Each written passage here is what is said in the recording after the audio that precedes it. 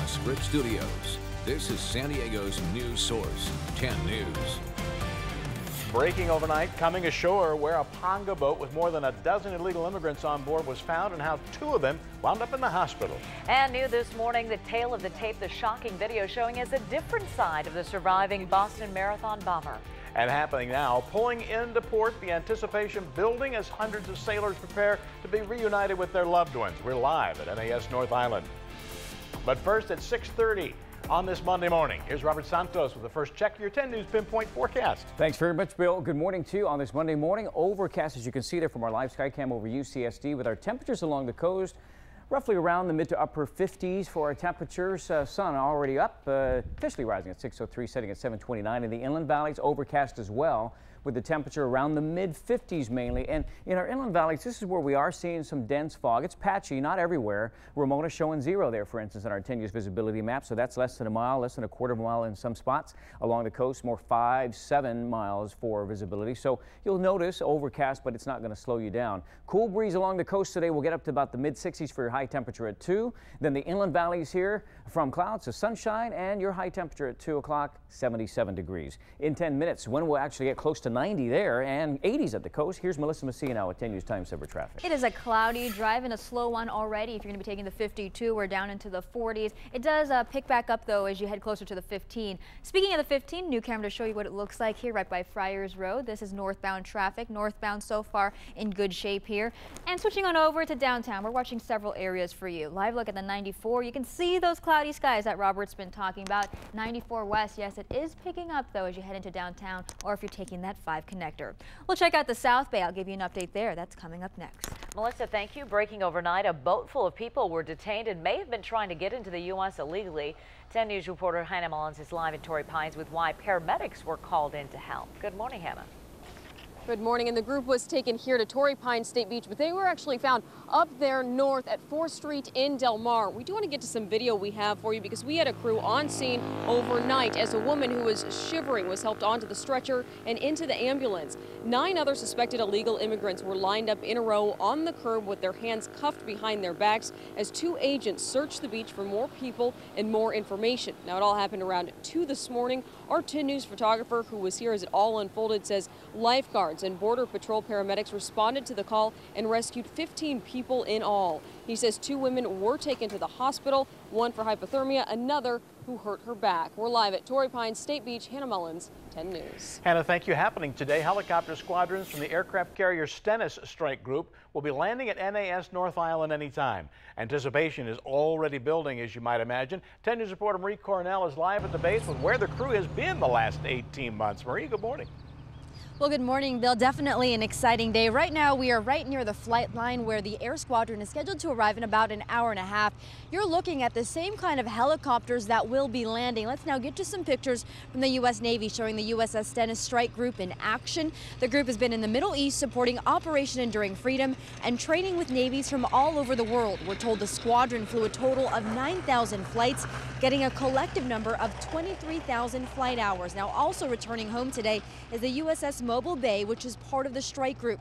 This is video of their deployment from last September. The guided missile cruiser left 4 months earlier than scheduled because of rising tension in the Gulf. Now, back out here live, 10 News, we'll have those hugs and kisses coming up at 10 News this midday and also on our website, 10news.com. Live from NAS North Island, Marie Cornell, 10 News.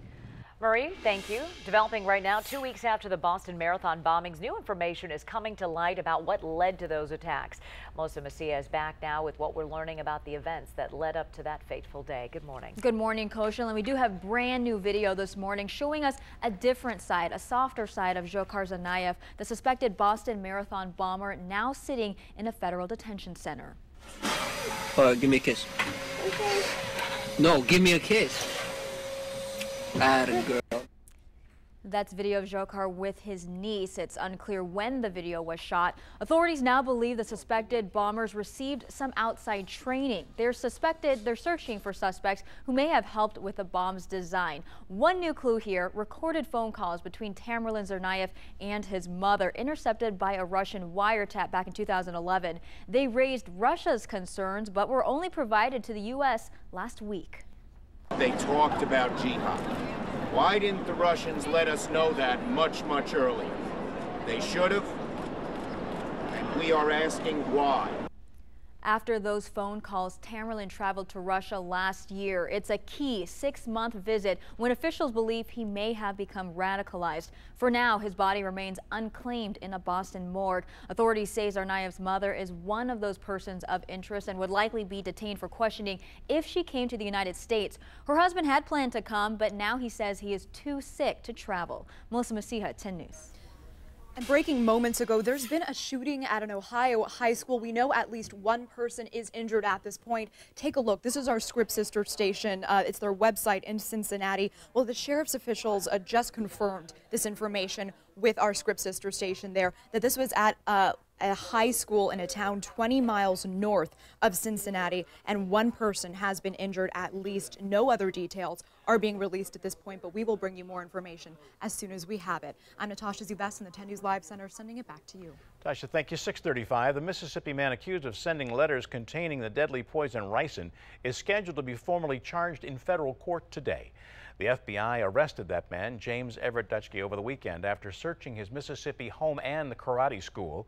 Dutschke will be charged with possessing and using a biological agent. The FBI says he sent letters containing ricin to President Obama, Senator Roger Wicker of Mississippi, and Lee County Judge Sadie Howland, with whom, and her son, with whom he has a history.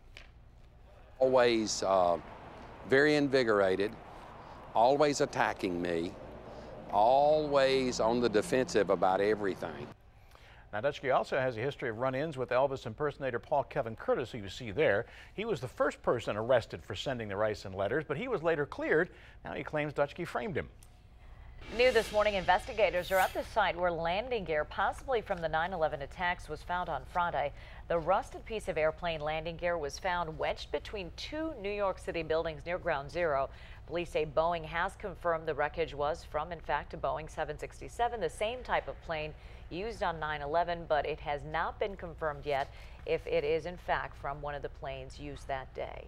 It's been 6 months since Superstorm Sandy hammered the East Coast, causing all that devastation. And this morning, New Jersey Governor Chris Christie says the president, quote, has kept every promise he's made about helping New Jersey recover from Sandy.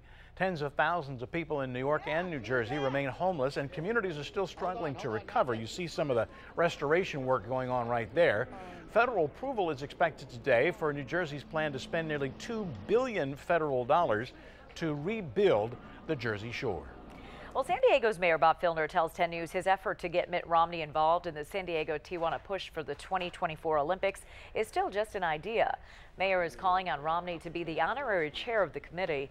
Filner told 10 News his idea made its way to the press a little sooner than he would have liked.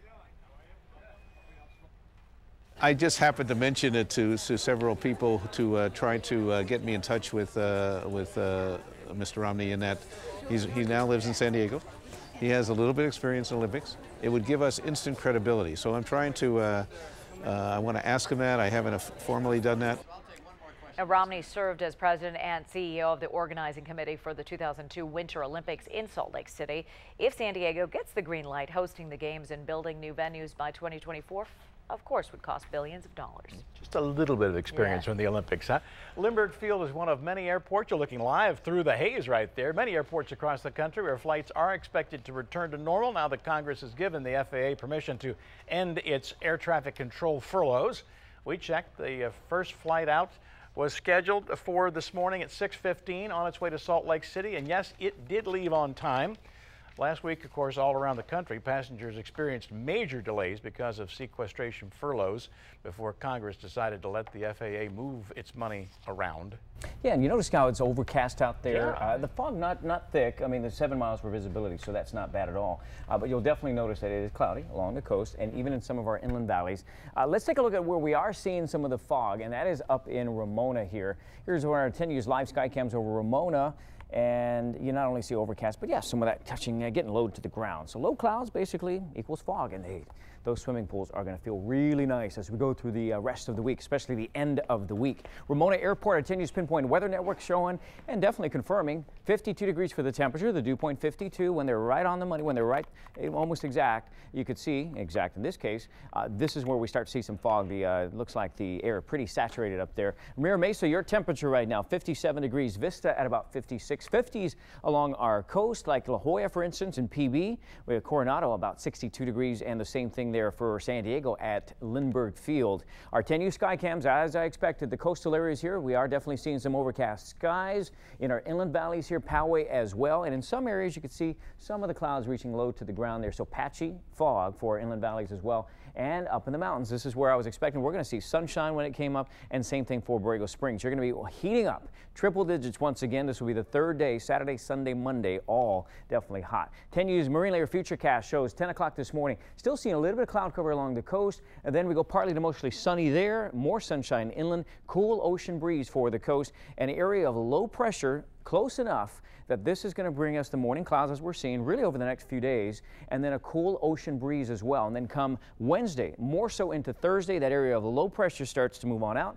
A ridge of high pressure starts to build up, and we get a big end of the week warm up. How warm? Take a look at the 10 News Coast 7-day forecast. Mid to upper 60s over the next several days, midweek basically. Then Thursday on, we warm up. Even Friday, the 10 News Pinpoint weather team going for a low 80 at this point before we cool back down into the Sunday, 68 degrees. Inland 7-day forecast here, low 80s for Monday, even a couple of mid to upper 70s Tuesday, Wednesday, and then warming up even close to 90 on Friday. All right, in 10 minutes, forecast highs from the coast all the way out to the desert. Let's get you ready for your drive. You're leaving soon. Good morning, Mel. Good morning. Well, a new crash reported here. This one on the 15th South, right at the 52. Looks like two cars involved in this collision here, and you can see that a tow truck has arrived on scene. A couple minutes ago. And the good thing here is you can see those two vehicles are out of lanes. 15th South so far, traffic is moving nicely at 640. South Bay, however, nope, not moving nicely at all. We are seeing a backup northbound 5 and northbound 805. We are down into the 40s. Unfortunately, this area only going to get slower as the morning commute continues. We'll keep a look at any other congested spots, and I'll make sure to bring it to you coming up here next. At 6:41, what legal insiders are saying we can expect during opening statements in the Michael Jackson wrongful death trial. We're live from LA with that.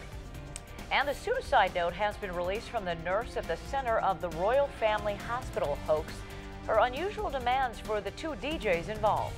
And we'd love it if you would follow us and connect with us on Twitter. You see our Twitter handles there on the page, as well as our Facebook address. Do it during the live newscast. We'd love to hear what you think. Are you doing the 10 News 10-day challenge? Let us know.